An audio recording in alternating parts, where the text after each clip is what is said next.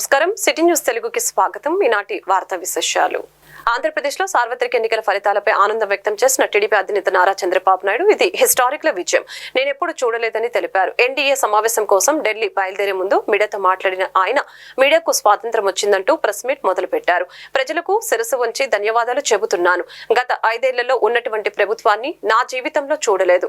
అన్ని వ్యవస్థల్ని ధ్వంసం చేశారు. ప్రజలు గెలవాలి, రాష్ట్రం నిలబడాలనే నినాదంతో వెళ్లామని గుర్తు చేశారు.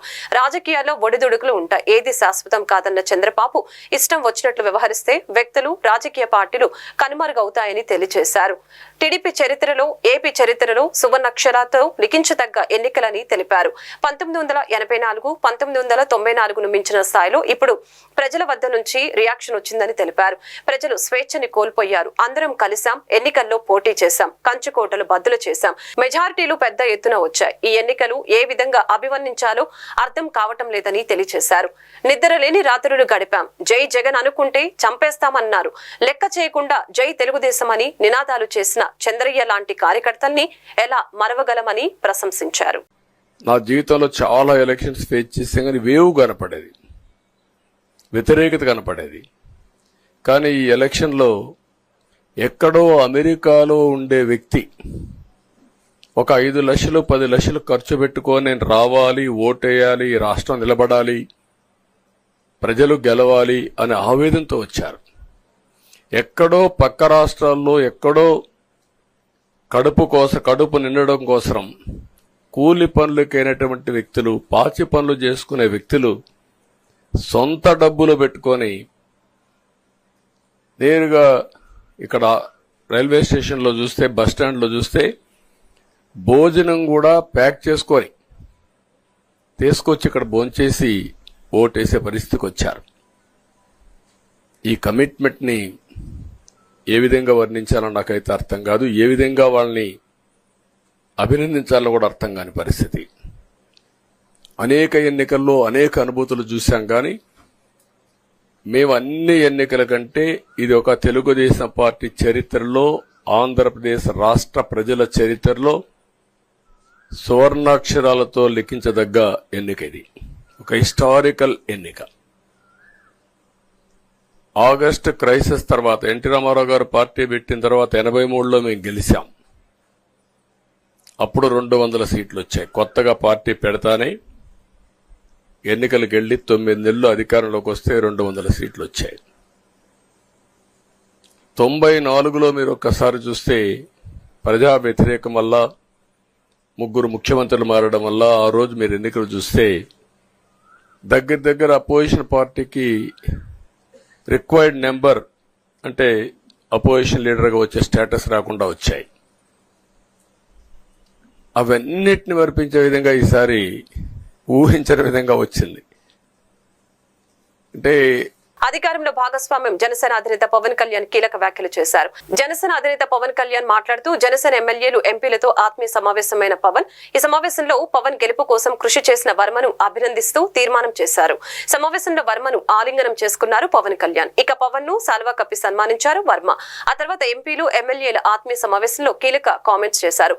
త్వరలోని జనసేన పార్టీ కార్యాలయం పూర్తి స్థాయిలో అందుబాటులోకి రాబోతుందని తెలియజేశారు. ఏపీ ఇప్పుడు దేశానికి కీలకమైందని తెలిపారు. అందరి సహకారంతో పోటీ చేసిన అన్ని సీట్లు గెలిచాం. పోటీ చేసిన అన్ని సీట్లను గెలిచిన పార్టీ ఇప్పటి వరకు లేదు. దేశంలో ఈ తరహా విజయాన్ని దక్కించుకుంది జనసేన పార్టీ మాత్రమేనని తెలిపారు. పవన్ కు అంత మెజారిటీ వస్తుంది, ఇంత మెజారిటీ వస్తుందని అంటుంటే నాకంటే కొందరు ఎమ్మెల్యేలకే ఎక్కువ మెజార్టీలు వచ్చాయి. ప్రజలు బలమైన మార్పు కోరుకోబట్టే ఇలాంటి తీర్పు ఇచ్చారని జనసేన అధినేత పవన్ కళ్యాణ్ స్పష్టం చేశారు.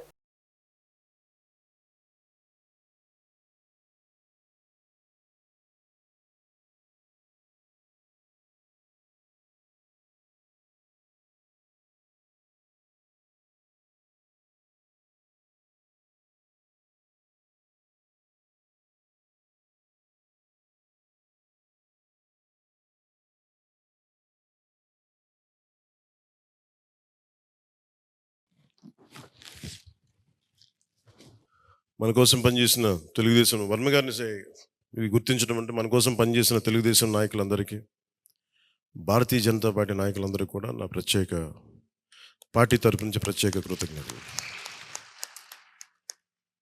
అలాగే జన సైనికులకి ప్రత్యేకించి మీరు పడ్డ శ్రమ, కృషి మేము మర్చిపోలేం. మిమ్మల్ని గుండెల్లో పెట్టి చూసుకుంటాం. మీ భవిష్యత్తు కానీ మీ బాధ్యత మీకు ఎలా ఉండాలనేది మేము గుండెలో పెట్టి చూసుకుంటాం. అలాగే మా ఆడపడుచులకి, వీర మహిళలకి, యువతులకి జనసేన కోసం మీరు పడ్డ శ్రమ మేము మర్చిపోలేం. మీ అందరికీ కూడా నా ప్రత్యేక ధన్యవాదాలు, కృతజ్ఞతలు. మీ శ్రమని, మీరు చేసిన ఈ కృషిని మేము మర్చిపోం. మీ ఆశయాలని మీరు దేనికోసమైతే పనిచేస్తున్నట్టు ముందంటే తీసుకెళ్తాం.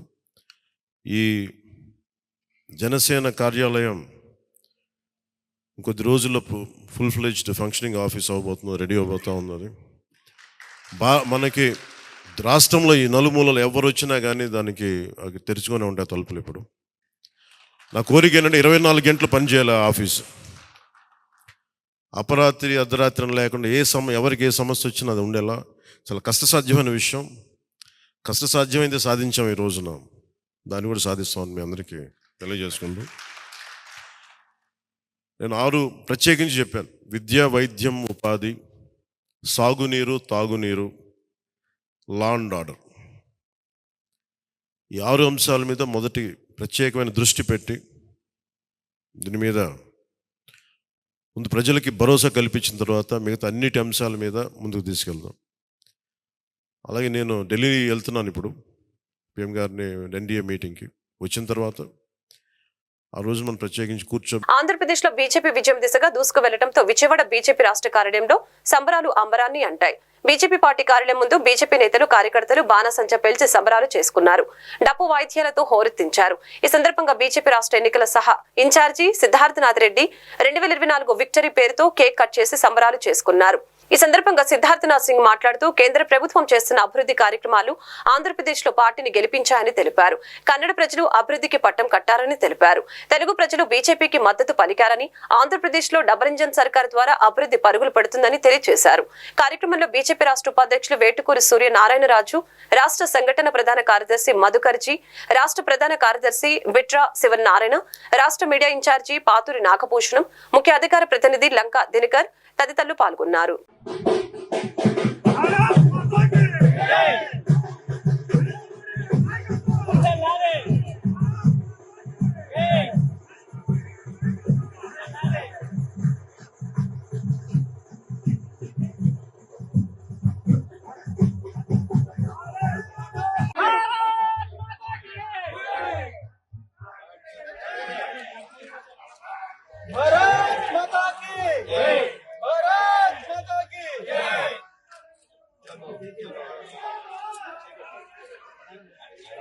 भारत माता की नरेंद्र मोदी गाరి నాయకత్వం ఇండియా ఐక్యత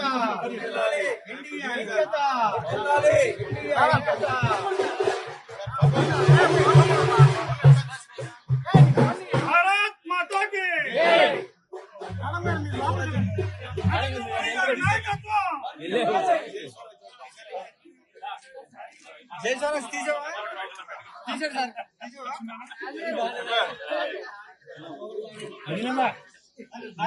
यार ओ उनको कीजिए ना यूनिट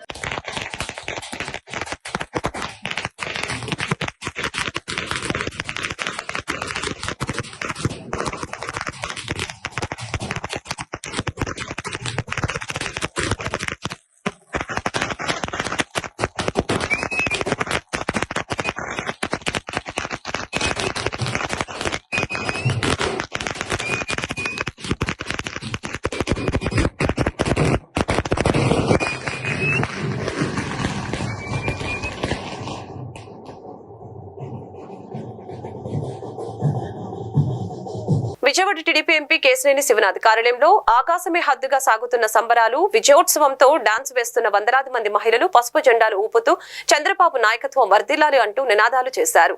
వయోభేదం లేకుండా సంబరాల్లో పాల్గొన్న మహిళలు, టీడీపీ శ్రేణులు, మహిళా కార్యకర్తలతో కిటకిటలాడుతున్న కేశినేని శివనాథ్ కార్యాలయం.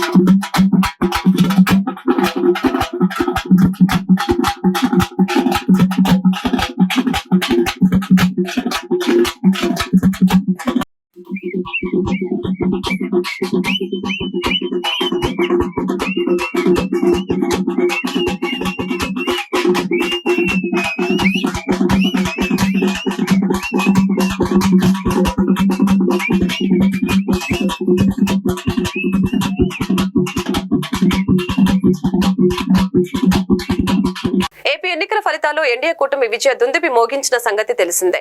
ఈ ఎన్నికల్లో ఎన్టీఆర్ జిల్లా జగ్గేపేటలో శ్రీరామ్ రాజగోపాల్ తాతయ్య 15,977 మెజారిటీతో విజయం సాధించారు. ఈ మేరకు రిటర్నింగ్ ఆఫీసర్ వద్ద నుంచి జగ్గేపేట ఎమ్మెల్యేగా గెలుపు ధృవీకరణ పత్రాన్ని అందుకున్నారు. అనంతరం ఆయన మాట్లాడారు.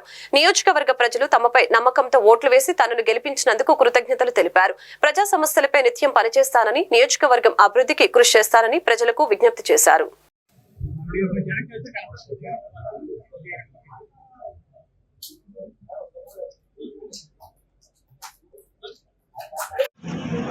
నన్ను ఆశీర్వదించి గెలిపించినందుకు ముందుగా నియోజకవర్గ ప్రజలందరూ కూడా పేరు పేరు ధన్యవాదాలు చేస్తూ మా మీద నమ్మకంతో విశ్వాసంతో మా నాయకుడు చంద్రబాబు నాయుడు ఏదైతే టికెట్ ఇచ్చారో ఆ నాయకుడికి మేము గెలిచి ఇక్కడ రోజు స్టాప్ చెప్తా ఉన్నాం. వారికి ప్రత్యేకంగా పాదాభివందనలు చేస్తూ నా నియోజకవర్గ నాయకులైనటువంటి విక్టం రఘురామ్ గారు, అదేవిధంగా మా గురువరులు వెంకటరమణ గారు కూడా ప్రత్యేక పాదాభివందనలు చేస్తా ఉన్నాం. నియోజక ప్రజలు ఏదైతే నమ్మకంతో విశ్వాసంతో గెలిపించారో అదేవిధంగా ఆ నమ్మకాన్ని విశ్వాసాన్ని ముప్పు చేయకుండా నియోజకవర్గ అభివృద్ధి కోసం పాటుపడతారని చెప్పి తెలియజేస్తూ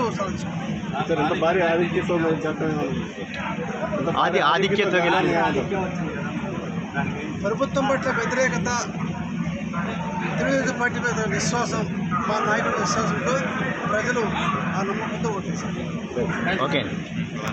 విజయవాడ సెంట్రల్ నియోజకవర్గ టీడీపీ మైనార్టీ సెల్ కమిటీ ప్రధాన కార్యదర్శి షేక్ గౌస్ బాషా, మైనార్టీ కార్పొరేషన్ వైస్ చైర్మన్ మరియు మేనేజింగ్ డైరెక్టర్ కు గత ప్రభుత్వ హయాంలో మైనార్టీ కార్పొరేషన్ లో అనేక అవకతవకలు జరిగాయని వినతి పత్రం ఇవ్వడం జరిగింది. ఈ సందర్భంగా టీడీపీ మైనార్టీ సెల్ కమిటీ ప్రధాన కార్యదర్శి షేక్ గౌస్ బాషా బందర్ రోడ్ లో గల AP state minority finance corporation limited కార్యాలయం దగ్గర మీడియాతో మాట్లాడారు. 4/5/2024 కూటమి ప్రభుత్వం గవర్నమెంట్ ఫామ్ చేసినందున ఈ రోజు నుంచి మా Nara Chandrababu Naidu minority corporation chairman ని నియమించేంత వరకు గత ప్రభుత్వ హయాంలో మైనార్టీ కార్పొరేషన్ బాధ్యతలు చేపట్టినటువంటి వైసీపీ నాయకులు ఎవరు ఇకపై నుండి మైనార్టీ కార్పొరేషన్ బాధ్యతలు చేపట్టడానికి అవసరం లేదని తెలిపారు. మాకు బలమైన అనుమానం ఉంది కనుకనే మేము ఈ నిర్ణయం తీసుకోవడం జరిగిందని తెలియజేశారు.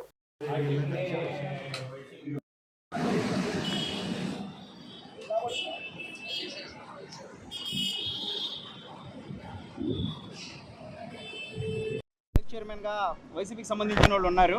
వాళ్ళు ఇప్పటిదాకా చేసిన సేవలు చాలు, ఇక మీదట చంద్రబాబు గవర్నమెంట్ వచ్చింది కాబట్టి, టీడీపీ గవర్నమెంట్ వచ్చింది కాబట్టి మా సార్ చంద్రబాబు నాయుడు గారు ఎవరినైతే నియమిస్తారో నియమించేదాకా దాన్ని ఆపమని చెప్పి కార్పొరేట్ వాళ్ళని రానియకూడదని చెప్పేసి ఆపమని చెప్పేసి వాళ్ళు చేసిన సేవలు చాలు అని చెప్పేసి లెటర్ ఇచ్చాము. అలా ఇవ్వడం గల కారణం ఏంటంటే అనేక సందర్భాల్లో మైనార్టీ కార్పొరేషన్లో అవకతవకలు జరిగినాయి అన్న అనుమానం మాకుంది. అది ఎందుకంటే పదవిలో లేని కాలంలో కూడా చైర్మన్ గారు అనేక ఇంక్రిమెంట్లు వాడటం కానీ చేయడం కానీ, కొంత ప్రభుత్వ వెహికల్ని తీసుకెళ్ళి వాళ్ళ ఇంటికాడ పెట్టుకొని వాడతాం కానీ, అలాగే స్టాఫ్ను కూడా వాడినట్టు మా దగ్గర ఇవి ఉన్నాయి. అందుకని ఒక దాంతో అలాగే ఆయన ఉన్నటువంటి ఈ 4 సంవత్సరాల్లో కూడా ఒక్క మైనార్టీ కుటుంబానికి కూడా ఏం చేసింది ఇదేం లేదు, ఏ మేలు జరగలేదు, ఏమీ చేయలేదు. ఆయన మాట్లాడే వైఖరి కూడా సరిగ్గా లేదు. కాబట్టి మాకున్న అనుమానాలతో ఇంకా మీద వాళ్ళని ఆపాలి, చంద్రబాబు నాయుడు గారు ఎవరినైతే నియమిస్తారో చైర్మన్గా వాళ్ళు వచ్చేదాకా దీన్ని ఆపాలని చెప్పి మేము అమౌంట్ ఇచ్చాము, లెటర్ ఇచ్చి వచ్చాము. అలాగే రానున్న రోజులు మేము దీన్ని కూడా కోర్టుకోలే దాన్ని కూడా లెటర్ పిటిషన్ ఇచ్చుకొని దాన్ని కూడా చేయడానికి మేము సిద్ధంగా ఉన్నాము, చేస్తాము.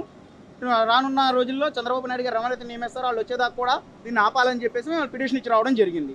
అలాగే మేడం గారికి మీడియా లోపల అలో లేదన్నారు కాబట్టి మేము ఇచ్చొచ్చిన తర్వాత బయట మాట్లాడుతున్నాం ఇలాగని చెప్పి ఇచ్చేస్తున్నాం. మీ పేరు చెప్పండి. నా పేరు షేక్ గౌస్ బాషా, సెంట్రల్ నియోజకవర్గం మైనార్టీ సెల్ జనరల్ సెక్రటరీని, తెలుగుదేశం పార్టీ. రాష్ట్రంలో తెలుగుదేశం పార్టీ ఆధ్వర్యంలో ఎన్డీఏ కూటమి సాధించిన ఘన విజయం కానూరులోని ఇన్వికాన్ నవ గేటెడ్ కమ్యూనిటీ కుటుంబ సభ్యులు ఆనందోత్సవాలతో జరుపుకున్నారు. స్వీట్స్ పంచుకొని టపాసులు కాల్చి పెద్దెత్తున సంబరాలు చేసుకున్నారు. ఇన్వికాన్ మహిళలు ఇది తెలుగు మహిళల విజయం అని ప్రత్యేకించి శ్రీమతి భువనేశ్వరి చంద్రబాబులకు తమ అభినందనలు తెలియజేశారు. ఇన్వికాన్ కమ్యూనిటీ సభ్యులు పెనమలూరు నియోజకవర్గ అభ్యర్థి బోడే ప్రసాద్ ఎమ్మెల్యేగా ఘన విజయం సాధించడం పట్ల అందరూ సంతోషం వ్యక్తం చేయడం జరిగింది. ఇన్వికాన్ ఎండి ఎలమంచిలి చక్రధర్ సభ్యులతో ఆనందాన్ని పంచుకుంటూ బోడే ప్రసాద్ ద్వారా రోడ్లు, డ్రైనేజ్ వంటి మౌలిక సదుపాయాల వసతులు ఈ ప్రాంతానికి త్వరలో వస్తాయని ఆశాభావం వ్యక్తం చేశారు.